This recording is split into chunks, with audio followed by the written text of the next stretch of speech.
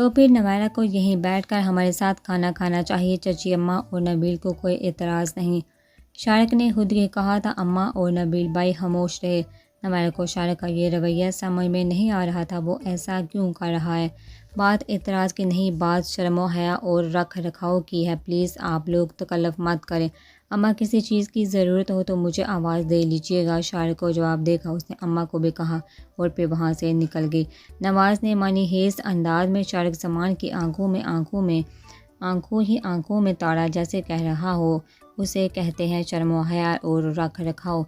उसके होंठों पर मुस्कुराहट तड़क रही थी। शारिक ने सर झटका। वाकई शर्म हया और रख रखाव यही है। खाना खाते हुए मुसलसल इसी बारे में सोच रहा था। कॉलेज से वापसी पर अली उसे घर ले जाने के बजाय पोपो के यहाँ ले आया। उसने बहुत मना किया, अम्मी की नाराज़गी का डरावा भी दिया, लेकिन वो भी अपनी मनमानी करके ही रहा। फरा पोपो के यहाँ आकर भी वो अम्मी की नाराज़गी के खौफ से बोलती रही। अंकल और वकार भाई तो ऑफिस में थे। हादी आपी और पोपो के अलावा सितारा बाजी भी थी, जो आज ही मिलके आई थी। पोपो उसे इतने अरसे बाद अपने घर में देखा बहुत खुश थी। उसके खूब आवभगत हो रही थी। दोपहर के खाने के बाद उसने अली को वापस चलने का कहा तो पोपो ने सख्ती से मना कर दिया। कोई ज़रूरत नहीं इतनी जल्दी जाने की। 3 महीने बाद तुम यहाँ आई हो, इतनी जल्दी जाने के लिए भी तैयार हो गई हो। फरा ने बेचारगी से पोपो को देखा। अम्मी का खौफ ना होता तो ज़रूर रुकती, मगर अब वो क्या बताती कि अम्मी पोपो और उनकी फैमिली से कितना हार खाती हैं। आपको बताया तो है कि यह अली का बच्चा मुझे सीधा कॉलेज से यहाँ लाया है। अम्मी परेशान हो रही होंगी। 3रा घंटा चल रहा है। अली की तरफ शिकायती अंदाज में देखते हुए उसने कहा तो पोपो ने एकदम अली की तरफ रुख किया। अली तुम घर चले जाओ, फरा आज यही रहेगी। मैं सही से फ़ोन पर बात कर लूँगा। कल तुम्हारे पोपा या वकार कोई छोड़ आएगा। उन्होंने फ़ौरन ही उस मसले का हल निकाल लिया। सितारा और हादी आपा खामोशी से मुस्कुराते हुए दोनों को देख रही थी। फरा तो पोपो के इस नए आर्डर पर पहुँचा सी गई। नहीं पोपो, फिर किसी दिन आ जाऊँगी, आज नहीं। जो बगैर बताए चले आने पर अम्मी बहुत खफा होंगी और मज़ीद रुकने पर ना बाबा ना। उसने जल्दी से नफ़ी में सर हिलाया। हाँ दे मुझे मोबाइल दो, मैं खुद ताहिरा से बात कर लेती हूँ कि फरा आज यहीं रुकेगी। उन्होंने नया हुक्म दिया तो फरा अली को देखने लगी। वो मुस्कुरा रहा था। हादी आपा ने मोबाइल में नंबर्स डाल करके पोपो को थमाया तो फरा खामोशी से देखने लगी। अम्मी पोपो और इनकी फैमिली को सख्त नापसंद करती थी और फरा को इस बात का अच्छी तरह अंदाज़ा था कि अगर वो यहाँ रुकेगी तो अम्मी का मूड सख्त ख़राब हो जाएगा। लेकिन पोपो से बहस कौन करे। वालेकुम सलाम, कैसे हो सम्यान बेटा? सम्यान भाई का नाम सुनकर फरा हैरान हो गई कि वो तो इस वक्त ऑफिस में होते हैं, लेकिन आज घर पर थे। अल्हम्दुलिल्लाह मैं ठीक ठाक हूँ, तुम सुनाओ। ताहिरा कहाँ है? वो पूछ रही थी और फरा खामोशी से इन्हें देख रही थी। अरे इसमें परेशानी होने वाली कौन सी बात है? फरा और अली इधर हैं मेरे यहाँ। बच्चे हैं, ख्याल नहीं रहा कि पहले फ़ोन करते। फरा तो अभी भी परेशान हो रही थी। ये लो खुद बात कर लो। उन्होंने मोबाइल फरा को थमा दिया। अस्सलाम वालेकुम भाई। पप्पो की यकतरफा गुफ्तगू से वो कुछ न कुछ तो समझ गई थी। मैंने अली को मना भी किया था, वो मान ही नहीं रहा था। मैंने उसे कहा भी था कि अम्मी को कम से कम फ़ोन करके इतला ही दे दे, लेकिन कह रहा था कि अम्मी से जूते खाने का उसका कोई इरादा नहीं। फराब ने जूं के दूं अली के अल्फाज सम्यान को पहुँचाए। पोपो नहीं आने दे रही, कह रही हैं आज यही रुको। उसने पोपो की तरफ देखा, वो इसकी तरफ ही मतवज्जा थी। फ़ौरन मोबाइल उससे ले लिया। फरा यहाँ रुकेगी, अली को भेज देती हूँ। इतने अरसे बाद अगर गलती से वो आ गए हैं तो क्या हुआ? बस मैंने कह दिया कल तुम्हारे पोपा या वकार छोड़ आएंगे। बैग उसके पास है, यूनिफॉर्म भी है, यही से कॉलेज चली जाएगी। अगर मगर कुछ नहीं। मैंने ताहिरा को भी इतला देने के लिए कॉल की थी। है वो बात नहीं करना चाहती तो और बात है, तुम उसे इतला दे देना। अच्छा ठीक है, अल्लाह हाफिज़। पोपो ने मोबाइल बंद करके हादी आपा को थमाते हुए फरा को दिखा। सम्यान को कह दिया है मैंने, तुम आज यहीं रहोगी। ताहिरा से वो खुद ही बात कर लेगा। अब आराम से बैठो, तुम्हारा अपना घर है, इतनी परेशान क्यों हो रही हो? पोपो की बात पर वो कुछ सुकून होगी। उसे पता था अब समय भाई अम्मी को समझा लेंगे पुप्पो। फिर पुप्पो मैं जाऊँ, अली ने पूछा तो पुप्पो ने सर हिला दिया। अली तो हर हफ्ते एक चक्कर लगा लेता था, लेकिन तुम्हें तो महीनों गुजर जाते हैं यहाँ कदम रखे वो हर बार में। ताया वो सम्यान को कहती हूँ तुम्हें भी साथ लाए, मगर ना जी अब अली को मैंने कहा था। शुक्र है आज उसे ख्याल आ ही गया, हादी आपा ने कहा तो वो हंसी। वो अच्छी तरह से अली की चालाकी समझ गई थी। अली के चले जाने के बाद वो कुछ देर पुप्पो के साथ बातें करती रही। फिर पुप्पो लेटने चली गई तो वो सितारा बाजी के साथ उनके कमरे में आ गई। पिछले हफ्ते इतवार को हम सब छोटे मामू के यहाँ गए थे। उन्होंने खाने पर इनवाइट किया था। नौशीन तो शर्माई लजाई रही, लेकिन सरिश ने खूब नौशीन का रिकॉर्ड लगाया। सितारा बाजी मुस्कुरा कर बता रही थी। जब अचानक चलते चलते वो इनकी स्टडी टेबल के करीब आकर रुक गई। शादी से पहले भी सितारा का कमरा ऐसे ही था और अब भी सितारा सबसे छोटी होने की वजह से गड़बड़ की लाडली थी। शादी के बाद ससुराल की भी लाडली बन गई थी। वो इनकी स्टडी टेबल पर पड़ी किताबें गंगाल रही थी कि किताब में से एक सफ़ा निकल कर टेबल पर गिर गया। जैसे ही फरा ने वो पेज उठाया तो सितारा ने पीछे से झांक कर कहा, क्या देख रही हो? कुछ नहीं, किताबें देख रही थी। आपके पास शायरी का अच्छा खासा मजमुआ है। वो सफ़े की तह खोल ही रही थी कि अचानक सितारा ने उसके हाथ से सफ़ा खींच लिया। ये बहुत खास तोहफा है। सफ़ा है, तुम्हारा देखना मना है। उन्होंने एकदम सफ़ा अपनी मुट्ठी में बेच लिया। फरा ने हैरान होते हुए कहा, क्यों? ऐसी भी इसमें क्या बात है जो मैं नहीं देख सकती? फरा गुस्सा की हरकत से तजस्सुस हुआ। शरारतन छेड़ा तो वो हंस दी। बहुत खास बात है, कुछ हिजर की कहानी महताब की ज़ुबानी है, तुम्हारी समझ में नहीं आएगी। वो इसे शरारती नज़रों से देखते हुए कह रही थी, हो सकता है कादर पाई से मुतल्लिक कोई सीक्रेट हो। उसने सोचा। सितारा की एक शायरी की डायरी उठाकर वर्क गर्दानी करने लगी। अचानक उसका जहन उलझ गया। ये राइटिंग, उसे याद करके भी कुछ याद ना आया। सितारा, आपकी लिखाई तो बहुत प्यारी है, जैसे सफ़े पर मोती परोया हुआ हो। साथ भी यही कहता है, बल्कि उसे तो मेरी राइटिंग इतनी पसंद है कि जब भी मैं उसे हाथ लिखती हूँ तो जवाबन मेरी राइटिंग की तारीफ़ में हाथ लिखना नहीं भूलता। और इसकी तारीफ़ी खतूत पढ़ कर कादर बहुत हंसते हैं। कादर की लिखाई इतनी साफ नहीं है, वो भी मेरी राइटिंग को बहुत पसंद करते हैं। साथ भाई कब तक वापस लौटेंगे? किताबें छोड़कर वो बिस्तर पर आ बैठी। सितारा भी उसके करीब चली आई। अम्मी कहती हैं जल्दी आ जाएंगे, लेकिन भाई का इरादा अभी चंद माह और वहाँ रुकने का है। वो वहाँ मज़ीद कुछ प्रैक्टिस करने के मूड में है। ज़ोबारिया बाबी के अलावा ये दूसरा बंदा होगा जो हमारे ख़ानदान में डॉक्टर होगा। सितारा ने सर हिलाया। और वो भी हार्ट स्पेशलिस्ट। सितारा के लहजे में अपने सही तरीन भाई के लिए फ़ख्र और मान था। आपकी और साथ भाई की बहुत ज़्यादा अंडरस्टैंडिंग है ना? कादर भी यही कहते हैं। मैं हर वक्त साथ भाई करती रहती हूँ तो अक्सर वो जंजला भी जाते हैं। जब भी साथ का फ़ोन आता है तो उससे मेरी बहुत शिकायतें करते हैं। फरा मुस्कुरा कर देखने लगी तो अचानक सितारा को कुछ याद आ गया। अरे हाँ, साथ भाई ने अपनी तस्वीरें भेजी हैं, देखोगी? उसने सर हिलाया तो वो बैग से मोबाइल निकाल लाई। डॉक्टर साथ जमाल की रेरू तस्वीरें थी। हर तस्वीर में उसकी वजाहत और शख्सियत का वक़ार भरपूर तासर छोड़ रहा था। ज़बरदस्त, साथ भाई तो बड़े हैंडसम हो गए हैं। आपके मोबाइल का रिज़ल्ट भी बहुत अच्छा है। हर तस्वीर इतनी क्लियर है कि हद नहीं। मेरी तकरीबन रोज़ 1 घंटा साथ से चैटिंग होती है। कभी कंप्यूटर पर काम करते हुए कॉल भी करते हैं। किचन में चाय बनाते, स्टडी करते, बहुत अच्छे लगते हैं। सितारा साथ की तारीफ़ों में मसरूफ़ हो चुकी थी। फरा मुस्कुराती रही। उसकी जब भी सितारा से मुलाकात होती थी हर बार उनका मौजू गुफ्तगू से साथ जमाल की ज़ात हुआ करती थी। साथ जी है, वो है, ये करता है, वो करता है। अब साथ ऐसा हो गया आजकल सैर के लिए फ़लाँ जगह गया हुआ है। इस बात से वो ये अंदाज़ा लगा सकती कि सितारा की साथ के साथ इस कदर अंडरस्टैंडिंग है कि उसकी गुफ्तगू किसी और मौजू की तरफ जा ही नहीं सकती। मैं भाई को बताऊंगी कि तुमने इन्हें हैंडसम का लक दिया है। अपनी तरफ से उनका बड़े खुश होते हैं। अभी मैं इन्हें SMS करती हूँ कि कैसे फ़ौरन रिप्लाई कर देते हैं। सितारा शादी के बाद भी नहीं बदली थी। इसी तरह खिलखिलाती, मुस्कुराती, लाउबालीपन का मुजाहरा करती रहती थी। सितारा की उंगलियां तेज़ी से SMS लिख रही थी। फरा बिस्तर पर बैठी उसे देख रही थी। मैंने SMS सेंड कर दिया है, देखना कैसे रिप्लाई करते हैं। उसने मुस्कुरा कर फरा के साफ और शफाफ चेहरे को देखा जिस पर बड़ी मतानत बड़ी मुस्कुराहट ठहरी हुई थी। क्या लिखा है? फरा ने पूछा। जो भी लिखा है वो जाने दो, बस देखो मैसेज पढ़ते ही कॉल कैसे आती है। अभी सितारा के अल्फाज उसके मुंह में ही थे कि मोबाइल टोन बजने लगी। देखो आगे काल बड़ी क्विक सर्विस है साद बाई की फरा खिलखिला का हंस गई। साद बाई है। सितारा ने फ़ौरन कॉल रिसीव की। वालेकुम सलाम। सितारा के लहजे में ही क्या आंखों में भी एक पुर इसरार सी चमक थी। अभी फरा कह रही थी कि बड़ी क्विक सर्विस है साद बाई की। हंसते हुए सितारा ने उसका हवाला दिया तो फरा चिमस सी गई। बात करवाओ वो पूछ रही थी। फरा ने एकदम नफ़ी में सर हिलाया। समयान भाई और अब्बू के पास अक्सर साद की कॉल्स आती रहती थी जब से वो गया था। साद ही शायद ही फरा की कभी बात हुई हो, लेकिन एक झिझक सी थी। फरा इनकार कर रही थी। सितारा ने उसका इनकार साद तक पहुंचा दिया। लहजे में अब भी शरारत थी। अच्छा धमकियाँ तो मत दो, करवाती हूँ। सितारा ने मोबाइल उसकी तरफ बढ़ाया तो फरा ने एकदम हाथ उठाकर इनकार कर दिया।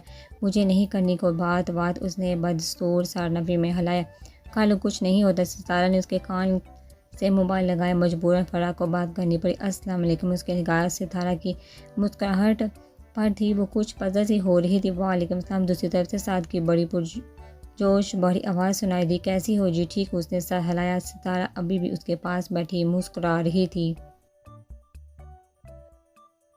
तुम हमारे यहाँ कैसे आ गई? मैंने तो सुना है तुम्हें हमारे यहाँ आना सख्त बुरा लगता है। नहीं ऐसी तो कोई बात नहीं, बस फुर्सत ही नहीं मिलती। पजल तो वो अब भी हो रही थी मगर बात करते हुए पुरएतमाद भी थी। साथ जमाल उसका सगा पोपीज़ाद था, कोई गैर थोड़ी था।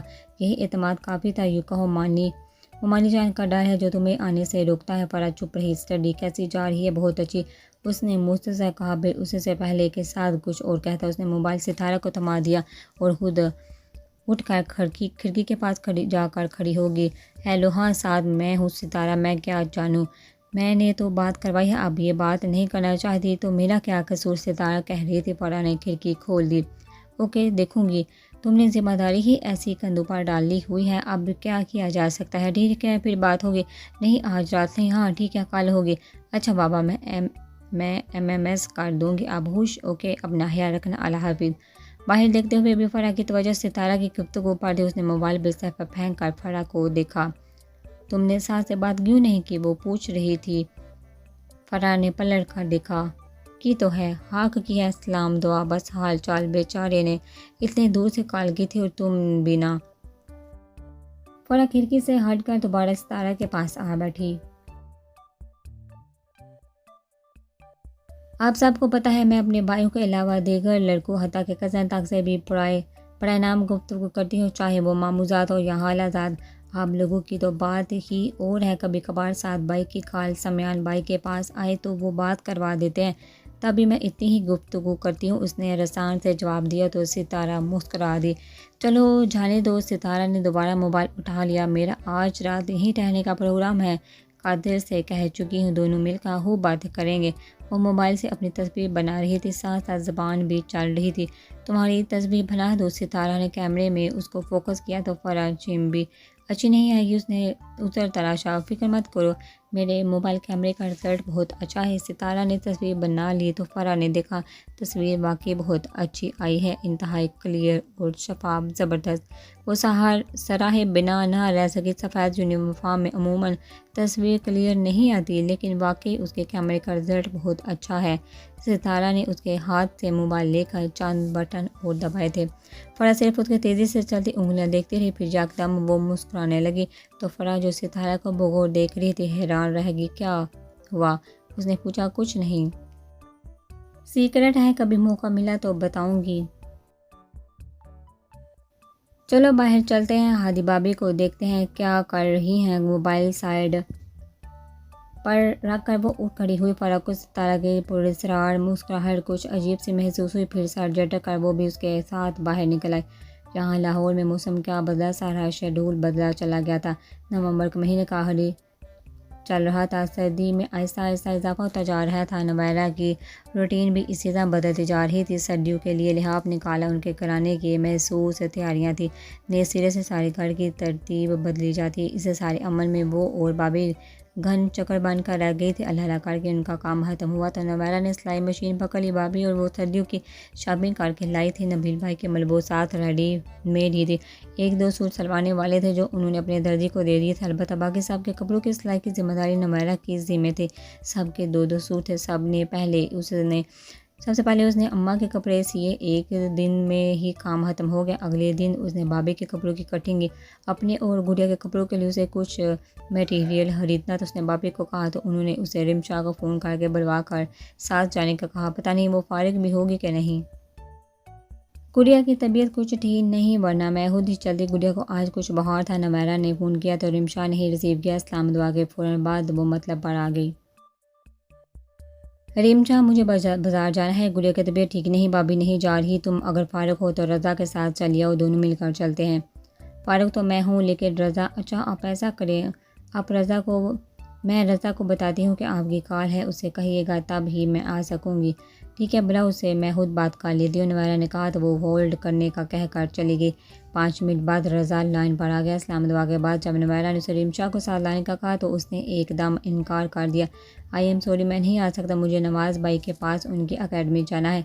साफ कहो, तुम रिमशा की वजह से इनकार कर रही हो। रिमशा से उसकी बेजारी सारा ख़ानदान ही जानता था, जो एकदम रज़ा के इनकार कर देने से उसने भी कह दिया। नहीं, इनकार तो नहीं है कि ये तो आप रिमशा से ही पूछ ले। नवाज़ भाई की अकेडमी जाने की सज़ा अबू के ज़रिए उसकी नाफज करदा है। ज़रा भी ताहीर हो जाए तो नवाज़ भाई फ़ौरन अबू की रिपोर्ट कर देते हैं। और आप जितना जानती हैं, मैं अबू को कभी शिकायत का मौका नहीं देना चाहता। उसका लहजा अगरचे तल्ख था मगर सच्चा था। नवारा चुप होगी। ठीक है, तुम 5 मिनट निकाल कर अकेडमी चाहते हो, रिमशा को हमारे यहाँ छोड़ भी तो सकते हो, हम दोनों बासानी जा सकते हैं। प्लीज़ अच्छे भाई हो ना, इनकार नहीं करना। मेरा आज बाजार जाना बहुत ज़रूरी है, वरना फिर कितने दिन लग जाएंगे।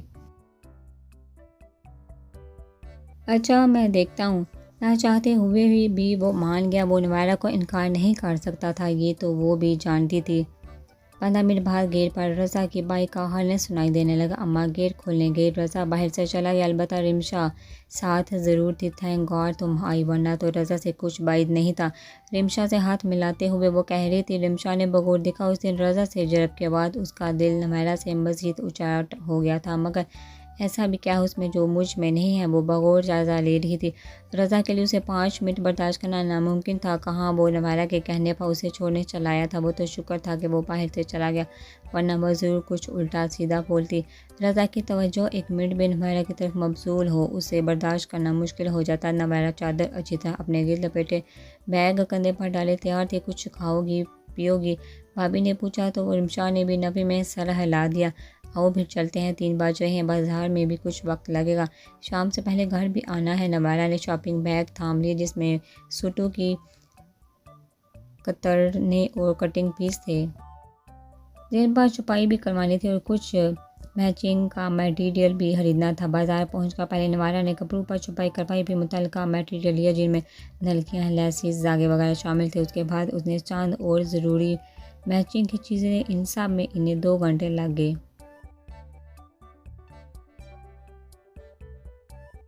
मुझे अपने कॉलेज की जर्सी और शाल खरीदनी है, साथ में घरेलू अशिया के 1-2 सूट लेने हैं। मार्केट के अंदर चलते हैं, वहाँ अच्छी वैरायटी मिलती है। रिमशा के बाद वो दोनों मार्केट के अंदर आ गए थे। उसने अपनी ख़रीदारी की। एक जर्सी की बजाय 2 जर्सियाँ ली। शाल के अलावा जूते और घरेलू सूट और दीगर कॉस्मेटिक्स की रोज़मर्रा की अशिया ली थी। यहाँ से क्या लेना है, नवारा का ख्याल था कि वो सब कुछ खरीद चुकी है, लेकिन उसे जेंट्स की दुकान में दाखिल होते देखा। वो रुके। आप आइए ना, मुझे रज़ा के लिए कुछ चीज़ें खरीदनी है। वो उन्होंने पैसे दिए थे कि ले आना। उसने रज़ा के लिए 3 शर्ट्स और जीन्स ली, इसके अलावा कप रिंग्स और 2 टाइयों के साथ टाई पिन भी। वहाँ उनको काफ़ी वक्त लगा। रिमशा को कोई भी चीज़ पसंद नहीं आ रही थी। अपनी शॉपिंग उसने मिनटों में की थी, लेकिन रज़ा के लिए हर चीज़ वो देखभाल कर रही थी, दे रही थी। उसके हर अंदाज में रज़ा के लिए बेपनाह मोहब्बत झलक रही थी। नवारा दिल ही दिल में मुतासर, सारा कुछ पैक करवा कर वो दोनों वहाँ से निकल आए। रज़ा के लिए रिमशा ने हर चीज़ अपनी पसंद से ली थी। बाज़ चीज़ों के लिए नवारा ने मशवरा भी दिया, तो पसंद आने के बावजूद रिमशा ने वो चीज़ नहीं ली थी। ये बात नवारा ने भी महसूस की थी, मगर उसने टोका नहीं था। इन मामलात में बाद लड़कियाँ हद से ज़्यादा जज्बाती होती है और रिमशा के रज़ा से निस्बत और मोहब्बत सारा ख़ानदान जानता था। बहुत लकी है रज़ा, जिसे तुम जैसी मोहब्बत करने वाली लड़की मिल रही है। टैक्सी की तलाश में इधर उधर देखते नवारा ने कहा। रिमशा के होंठों पर एक जहरीली मुस्कुराहट आ ठहरी। तलही से नवारा को देखा और बेसाती से होंठों को बेच के मुबादा कुछ तलह ना कह दे। काश ये हकीकत रज़ा भी जान ले, वो शराब के पीछे भाग रहा है। काश मैं उसे बता सकती। रिमशा ने अपने लब बेच लिए। नवारा ने बाहुशी बखूबी महसूस किया कि उसे कुछ अजीब सा महसूस हुआ था, लेकिन रज़ा अभी कम उम्र और जज्बाती सा लड़का है। वक्त के साथ साथ उसमें ठहराव आ जाएगा। तुम उसके मुतल्लिक टेंशन ना लिया कर। बहुत से लड़के शुरू में इसी तरह रिश्ता तय हो जाने पर शाकी होते हैं, मगर फिर रफ्ता रफ्ता हकीकत को कबूल कर लेते हैं। वो भी कर लेगा। रिमशा के चेहरे की तलखी और लब बेंच लेने से नवारा यही समझी कि वो हर्ट हुई, इसीलिए उसे समझाने लगी। एक बात तय है नवारा आपी, मेरे और रज़ा के दरमियान जिसने भी आने की कोशिश की ना, तो मैं उसके साथ बहुत बुरा करूँगी। मैं किसी चीज़ पर सब्र करने वाली लड़की नहीं हूँ। हर चीज़ मेरी है और बस मेरी है। मैं किसी दूसरे वजूद की मुदाखलत गवारा नहीं करूँगी। रज़ा जिन ख्यालों में ज़िंदगी गुजार रहा है और जिन आसमानों पर उड़ रहा है, उसे कह दीजिएगा उसे सरहद से निकल आए, वरना मुंह के बाल गिरेगा। उसकी आवाज़ रोन गई। नवारा ने एक गहरी सांस ली। उसे रिमशा पर तरस भी आया और प्यार भी, ताहम उसने कुछ भी कहने से इज्तनाब किया कि उसकी मज़ीद हौसला शिकनी ना हो। सड़क पर कोई सवारी नहीं मिल रही थी। मगरब की आसान मुहिम खड़े खड़े हो गई। आहिस्ता आहिस्ता अंधेरा फैलने लगा तो नवारा परेशान हो गई। उफ, इतनी देर हो गई, नमाज भी कज़ा हो गई है। अब न जाने कब सवारी मिलेगी। जहाँ से तो शायद मुमकिन नहीं है। चलिए मेन रोड पर चलते हैं, शायद कोई सवारी मिल जाए। रिमशा की बात पर उसने सर हिलाया। थोड़ा थोड़ा करके भी उसके पास कितना सामान हो गया था। अभी वो दोनों मेन रोड पर पहुंची ही थी कि एक गाड़ी उनके सामने आकर रुकी। तुम दोनों यहाँ इस वक्त? खिड़की के शीशे से झांकते चेहरे को देखा। दोनों एक लम्हे को पजल हुई, फिर संभल भी गई। जहाँ शारिक सामान को देखा वह दोनों ही हैरान थी। आप वाइट चादर में नवारा का कुछ चेहरा छुपा हुआ था, जबकि रिमशा का चेहरा नमाया नज़र आ रहा था। शायद इसलिए शारिक सामान के लिए इन्हें पहचाना आसान हो गया, वरना वो अकेली होती तो वो इन्हें कभी नहीं पहचानता। हूँ, यहाँ क्यों खड़ी हो तुम दोनों? हम शॉपिंग के लिए आई थी, सवारी नहीं मिल रही थी, इसीलिए यहाँ आ गए हैं कि शायद कोई सवारी मिल जाए। नवारा खामोश रही। रिमशा ने ही बताया अकेली आई थी, वो पूछ रहा था। रिमशा ने सर हिलाया। आओ बैठो, मैं ड्रॉप कर दूँ।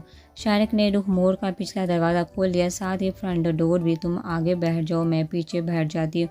नवारा ने रिमशा के हाथ से सामान लेकर पिछली सीट पर रख दिया और खुद भी बैठ गई। रिमशा अभी उसके साथ बैठने लगी तो उसने कहा, शारिक सामान का जो में शानदार भर में बना हुआ था। इसी बिना पर रिमशा उसे अच्छा खासा खौफ खाती थी, लेकिन अब नाचार उसे फ्रंट सीट पर बैठना ही पड़ा। सारा रास्ता खामोशी में गुजरा। शारिक ने गाड़ी नवारा के घर के सामने रोकी तो रिमशा फ़ौरन बाहर निकली। आप अंदर नहीं आएंगे? उसे बाहर गाड़ी खड़ी करते देखकर नवारा ने पूछा। वो इससे मुखातब होना नहीं चाहती थी, मगर रवादारी भी किसी चीज़ का नाम है। आता हूँ, तुम दोनों चलो, मैं ये सामान ले आता हूँ। उसे सामान समेटते देखा शारिक ने कहा तो वह खामोशी से रिमशा के साथ अंदर चली गई। शारिक जब सामान लेकर अंदर आए तो नवारा दुपट्टा ओढ़कर लाउंज में बैठी पानी पी रही थी। अस्सलाम वालेकुम। लाउंज में सभी बैठे थे, नबील भाई, अम्मा और बाबी वगैरह। शारिक ने सबको मुश्तरका सलाम किया।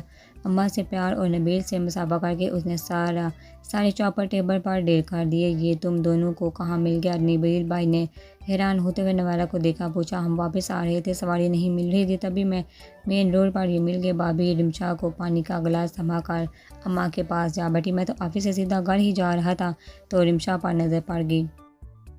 बगौर देखा तो पता चला कि नवारा भी है। गाड़ी रोका, पूछा तो मालूम हुआ सवारी नहीं मिल रही। शारिक नबील से बातों में मसरूफ़ हो चुका था। वो किचन में चले। जल्दी से उसने शारिक के लिए एक गिलास ऑरेंज शेक बनाया। ट्रे में गिलास रखा। वो अभी किचन में निकली नहीं थी कि पीछे ही रिमशा चली आई। क्या कर रही हो?